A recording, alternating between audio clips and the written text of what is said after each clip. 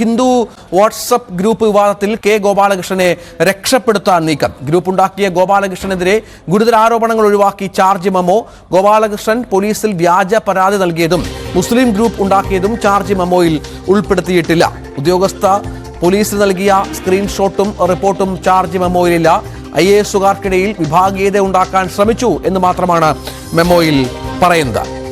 V Vinod ഏറ്റവും പുതിയ വിവരങ്ങൾ പങ്കുവെക്കും. വിനോദ്, ആദ്യം മുതൽ തന്നെ നമുക്കറിയാം വളരെ ഗുരുതരമായ ഒരു വിഷയമാണ്, സർവീസ് ചട്ടങ്ങളുടെ ലംഘനമാണ്. അതും ഒരു മതാധിഷ്ഠിത ഗ്രൂപ്പ് ഉണ്ടാക്കുക എന്നൊക്കെ പറയുമ്പോൾ നമ്മുടെ കേരളത്തിൽ അത് സംഭവിക്കുമോ, ഒരു ഉദ്യോഗസ്ഥന് നൽകുമോ എന്നതൊക്കെ ചോദ്യമാണ്.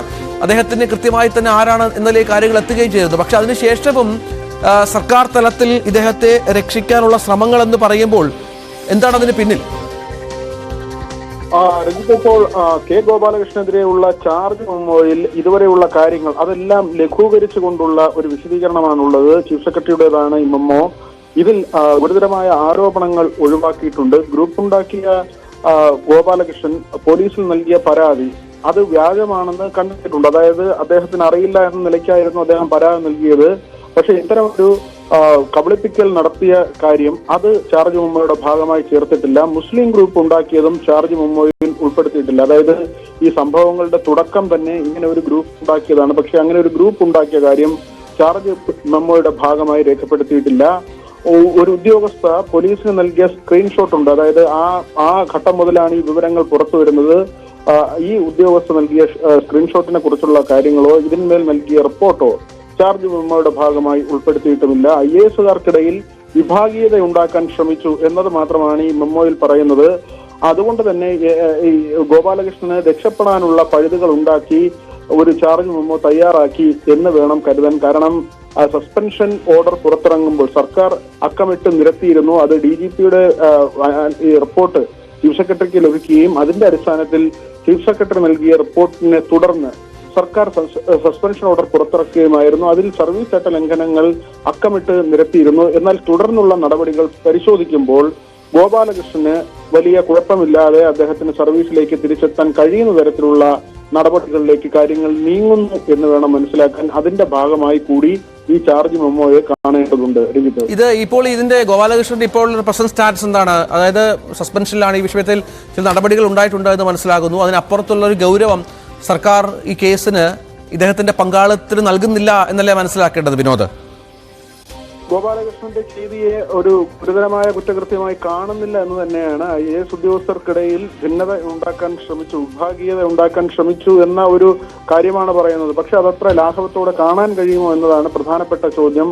പ്രത്യേകിച്ച് ഈ ജാതിയോ മതമോ ചിന്തിക്കാതെ സർവ്വ മനുഷ്യർക്കും ഒരുപോലെ ഭരണഘടന അനുശാസിക്കുന്ന തരത്തിൽ സേവനം നൽകാൻ ഉത്തരവാദിത്തപ്പെട്ട ഏറ്റവും പ്രധാനപ്പെട്ട ഉദ്യോഗസ്ഥ ശ്രേണി അതിലുള്ള ഒരു ആളാണ് ഈ തരത്തിൽ വിഭാഗീയത ഉണ്ടാക്കാൻ വേണ്ടിയുള്ള ബോധപൂർവമായ ശ്രമം നടത്തിയത് എന്ന കാര്യങ്ങൾ തെളിവ് സഹിതം പുറത്തു വന്നതാണ്. ആ തരത്തിലായിരുന്നു അന്വേഷണ റിപ്പോർട്ടുകൾ.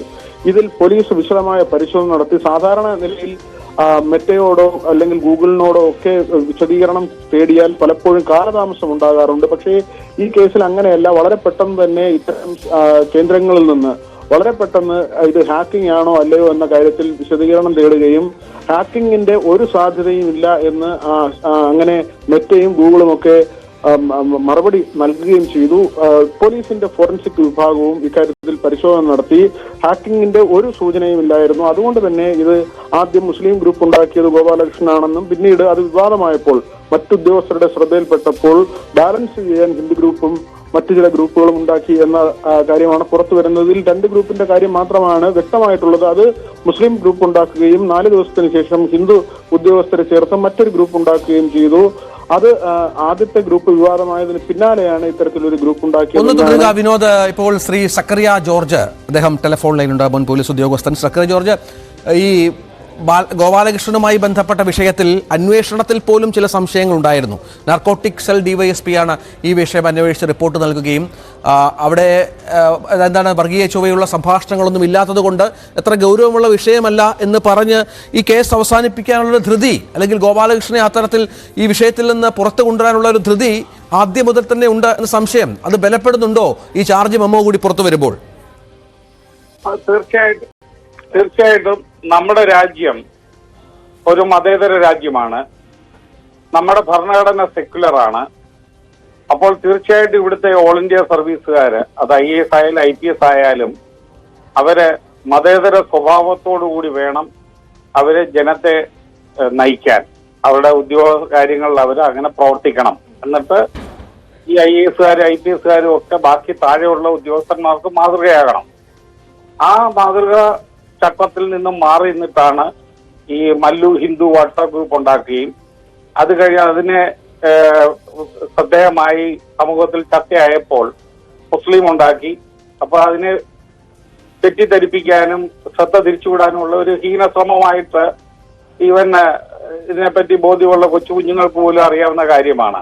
അതുപോലെ തന്നെ അദ്ദേഹം വാട്സാപ്പ് ഫാക്ടറി മാനിപ്പുലേറ്റ് ചെയ്തു.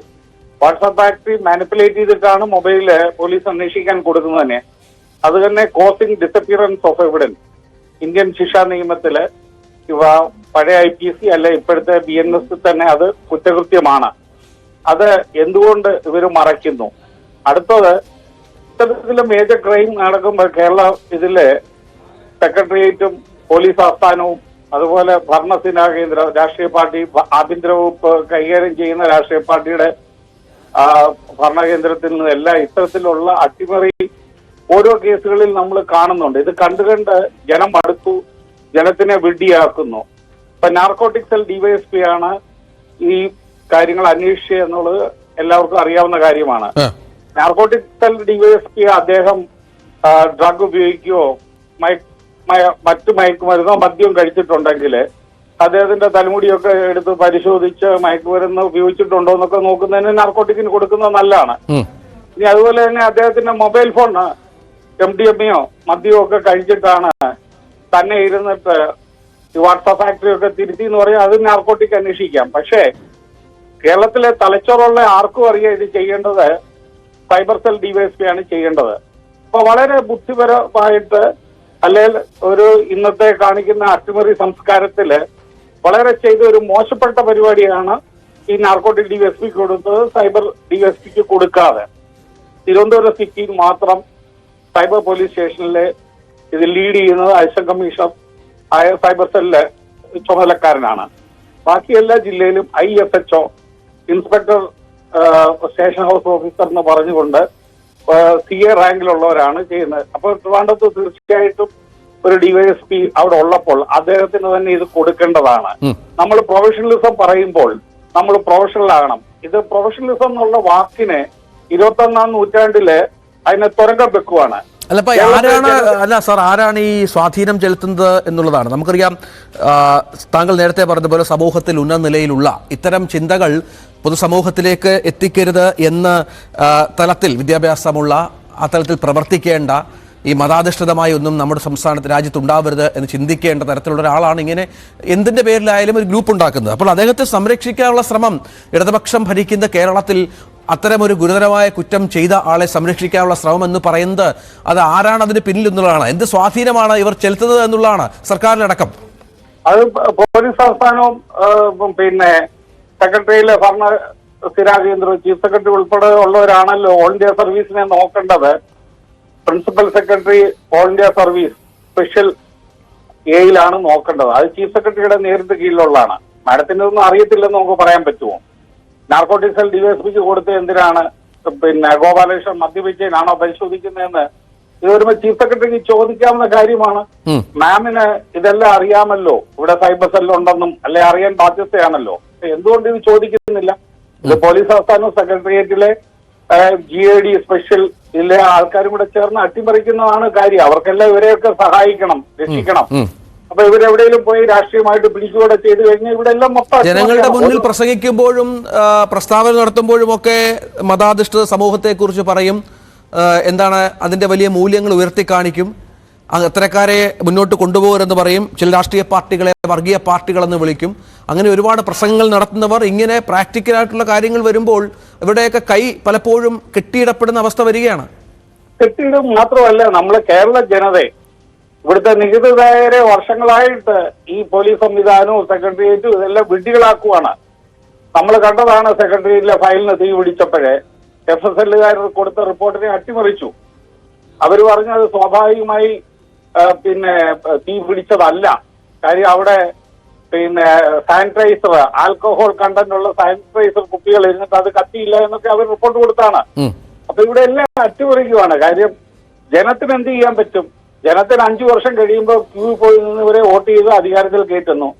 ഇവർക്ക് യാതൊരു വക ജനങ്ങളോട് ഉത്തരവാദിത്വവും ചുമതലാബോധവും പിന്നെ ധാർമ്മിക ബോധവും ഒന്നും ഇല്ലാതെ ഇവര് പ്രവർത്തിക്കുന്നു. ജനത്ത് ഹെൽപ്ലെസ് ആണ് എന്നേ പറയാൻ പറ്റുള്ളൂ. ശരി, നന്ദി സർ. നന്ദി സർ. നന്ദി ശ്രീ. ഒരു സെക്കൻഡ് സാർ പറഞ്ഞോളൂ സർ. ചെയ്യേണ്ടത് കോടതിയാണ്. ശരി സാർ. ശ്രീ സക്രിയ ജോർജ് മുൻ SP ആണ് ഈ വിഷയത്തിൽ പ്രതികരിച്ചത്. ഏതായാലും ഗുരുതര ആരോപണങ്ങൾ ഒഴിവാക്കിയുള്ള ചാർജ് മെമ്മോ കൂടി കൊടുത്തതോടുകൂടി ഗോപാലകൃഷ്ണൻ സംരക്ഷിക്കപ്പെടും എന്ന കാര്യത്തിൽ യാതൊരു സംശയവുമില്ല.